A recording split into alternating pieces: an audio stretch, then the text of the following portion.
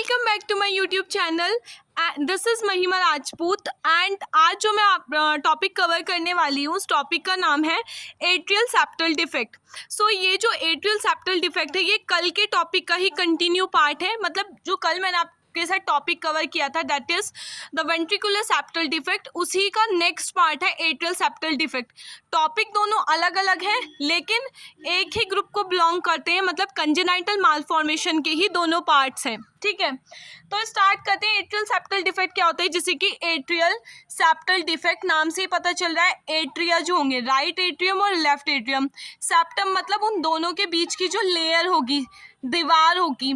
Defect का मतलब उस दीवार में अगर किसी भी तरीके की दिक्कत आ जाती है, एबनॉर्मलिटी आ जाती है, उसे क्या बोलते हैं, एट्रियल सेप्टल डिफेक्ट बोलते हैं। ठीक है, क्या होता है एट्रियल, डेफिनेशन देख लेते हैं। It is an abnormal opening between the right and left atria resulting left to the right shunting of the blood. ये एक एबनॉर्मल ओपनिंग होती है जो हमारी राइट और लेफ्ट एट्रिया के बीच में जो सेप्टम होता है उसमें होती है, जिसकी वजह से क्या होता है, लेफ्ट से राइट की तरफ शंट, लेफ्ट से राइट की तरफ ब्लड जो है हमारा क्या होता है, शंट होता है। ठीक है, टाइप्स ऑफ एएसडी कितने टाइप की होती है हमारी, सबसे पहले ostium secundum, ostium primum and venous sinus venous atrial septal defect. तो सबसे पहले स्टार्ट करते हैं हम ऑस्टियम सिकंडम। ऑस्टियम सिकंडम क्या होता है, in this condition the abnormal opening is present in the middle of the intra atrial septum.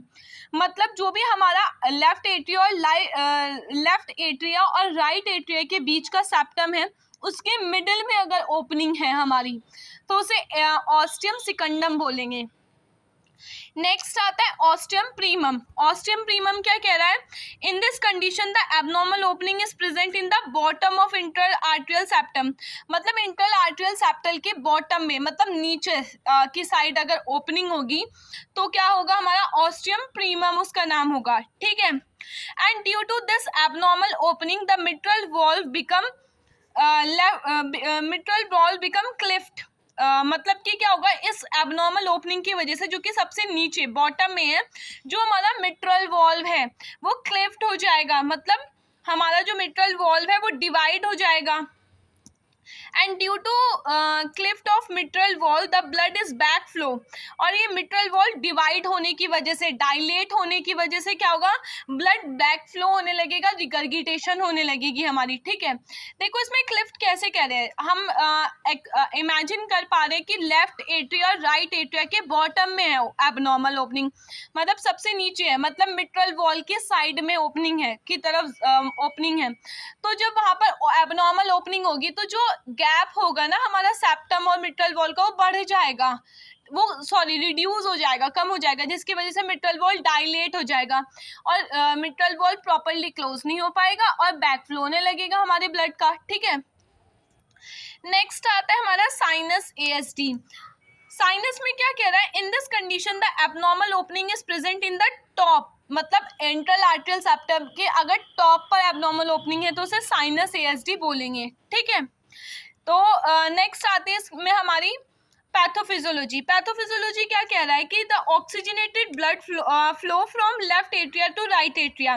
Normally अगर हम बात करें तो जो ऑक्सीजनेटेड ब्लड है हमारा वो लेफ्ट एट्रिया से लेफ्ट वेंट्रिकल और लेफ्ट वेंट्रिकल से ओर्टा और अरोटा के थ्रू हमारी पूरी बॉडी में सर्कुलेट होता है। लेकिन इस कंडीशन में क्या होगा कि लेफ्ट एट्रिया से राइट एट्रिया में शंट हो रहा है, मतलब ऑक्सीजनेटेड ब्लड डीऑक्सीजनेटेड ब्लड में जाकर के मिक्स हो रहा है हमारा। ठीक है, जब ये मिक्स हो रहा है तो volume overloaded in right atria, जिसकी वजह से क्या हुआ कि राइट एट्रिया का जो प्रेशर है वो इंक्रीज हो गया। प्रेशर इंक्रीज क्योंकि जो सारा का सारा ब्लड है वो तो लेफ्ट एट्रिया से राइट एट्रिया में शंट हो रहा है ना हमारा। सो राइट एट्रिया का प्रेशर इंक्रीज होने की वजह से क्या होगा, राइट एट्रिया डायलेट होने लगा। फॉर एग्जांपल अगर कोई गुब्बारा है हमारे पास और उसमें हम पानी डाल रहे हैं, जितनी उसकी कैपेसिटी है उतना ही तो पानी डालेंगे, लेकिन फिर भी उसके कैपेसिटी के बियॉन्ड जाकर के अगर हम पानी डालें तो वो डायलेट होगा हमारा। ठीक है, फिर इसके बाद जो भी ब्लड होगा वो एट्रिया से कहाँ जाएगा, राइट एट्रिया से राइट वेंट्रिकल में। बहुत ज़्यादा ब्लड राइट वेंट्रिकल में ट्रांसफर होगा, राइट वेंट्रिकल भी डायलेट हो जाएगा, हाइपरट्रॉफी हो जाएगी, जिसकी वजह से पल्मोनरी, राइट वेंट्रिकल से पल्मोनरी आर्टरी में हमारा ब्लड जाएगा, पल्मोनरी प्रेशर इंक्रीज हो जाएगा। ठीक है, पल्मोनरी प्रेशर इंक्रीज होने की वजह से ब्लड फ्लो जो होगा लंग्स में वो इंक्रीज हो जाएगा, कंजेशन फील होगी पेशेंट को, चेस्ट पेन फील होगा। ठीक है, नेक्स्ट हम बात करते हैं इसके क्लिनिकल मैनिफेस्टेशन, मतलब क्या क्या साइन और सिम्टम हमें इस कंडीशन में देखने के लिए मिलेंगे। तो सबसे पहले जो क्लिनिकल मैनिफेस्टेशन आता है, सिम्टम्स आता है, रिकरेंट आरटीआई, मतलब रेस्पिरेटरी ट्रैक इन्फेक्शन होगा पेशेंट को बार बार कंटिन्यूसली। देन हमारा डिस्निया, उसे सांस लेने में दिक्कत होगी, फीडिंग प्रॉब्लम होगी, उसे खाया नहीं जाएगा प्रॉपर, पुअर वेट गेन, जब वो प्रॉपर न्यूट्रिशन नहीं लेगा तो क्या होगा, उसका वेट गेन अच्छे से नहीं होगा, फटीग फील करेगा वो हमारा। Wide and flexed sitting of S2, मतलब ये कह रहा है हमारा कि जो भी हमारी एबनॉर्मल ECG में जब हम ECG करेंगे तो हमारा जो S2 वेव है वो दिखाई देगी, मतलब S2 साउंड हमें सुनाई देगी। ठीक है, इसके अलावा हमारा इजेक्शन सिस्टोलिक मरमर साउंड, इसके अलावा हमें मरमर साउंड भी शो होगी। मरमर साउंड एक बहुत ज़्यादा धीमी लपडप की साउंड होती है हमारी, जो कि हार्ट के कंडीशंस में ही हमें सुनाई देती है, नॉर्मली हमें सुनाई नहीं देती। नेक्स्ट आता है हमारा डायग्नोस्टिक इवैल्यूएशन। तो इसमें हम क्या क्या करेंगे, इसमें हम हिस्ट्री कलेक्शन करेंगे, फिजिकल एग्जामिनेशन करेंगे पेशेंट का, इसके अलावा पेशेंट को ECG के लिए लेकर के जाएंगे, क्या देखने के लिए, S2 वेव देखने के लिए, चेस्ट एक्सरे करेंगे, पेशेंट का इको करेंगे, सारी चैम्बर्स की कंडीशंस को आइडेंटिफाई करने के लिए 2 डायमेंशनल इको कार्डियोग्राम हमारा किया जाएगा। ठीक है, नेक्स्ट हम बात करते हैं बीटा ब्लॉकर्स की, बीटा ब्लॉकर। नेक्स्ट हम बात करते हैं मैनेजमेंट की, कि मैनेजमेंट क्या क्या देंगे। तो मेडिकल मैनेजमेंट में हमारा क्या होगा, हम पेशेंट को, क्योंकि पल्मोनरी हाइपरटेंशन हो रहा था पेशेंट को, तो हाइपरटेंसिव मेडिकेशन देंगे, जैसे कि बीटा ब्लॉकर, AC इनहिबिटर और एंटी अरिथमिक ड्रग्स। ये सारी ड्रग्स मैंने आपको डिटेल में हाइपरटेंशन में समझा रखी हैं, सो आप प्लीज़ उस वीडियो को चेक कर लीजिए, उस वीडियो से पढ़ लीजिएगा, हाइपरटेंशन पार्ट सेकेंड। नेक्स्ट आता है इसमें हमारा सर्जिकल मैनेजमेंट में हम वही करेंगे, open heart surgery and close heart surgery, जो मैंने इसके प्रीवियस वीडियो में आपको समझाई थी।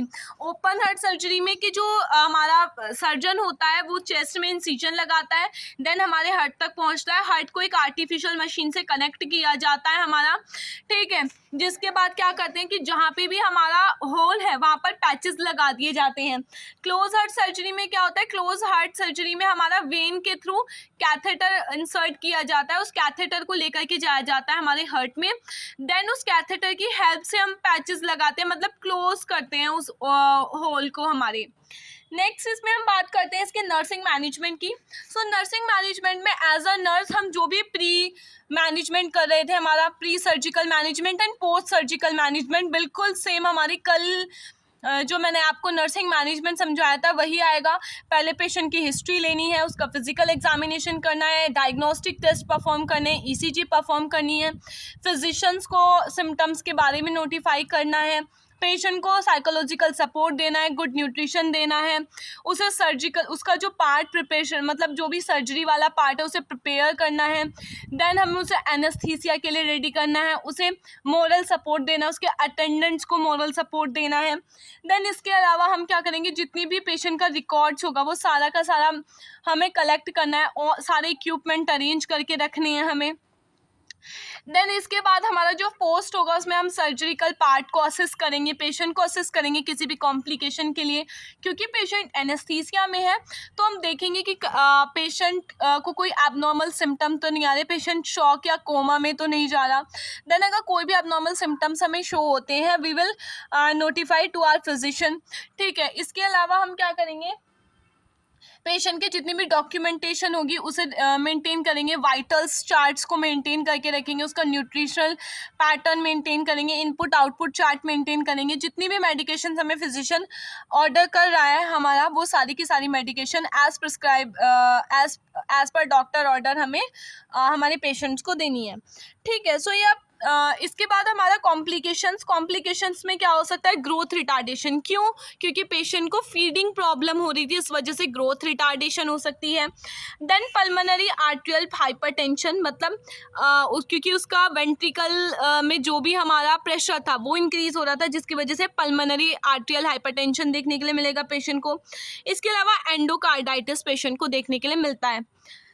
ठीक है, सो ये आज की वीडियो में सिर्फ इतना ही। मैं मिलती हूँ आपको नेक्स्ट वीडियो में विद द नेक्स्ट टॉपिक, और नेक्स्ट टॉपिक हम कवर करेंगे इसी का नेक्स्ट पार्ट होगा, which is patent ductus arteriosus. So अगर आपको वीडियो अच्छा लगा हो, इन्फॉर्मेटिव लगा हो, so kindly subscribe to my channel and like the video. Thank you so much, bye.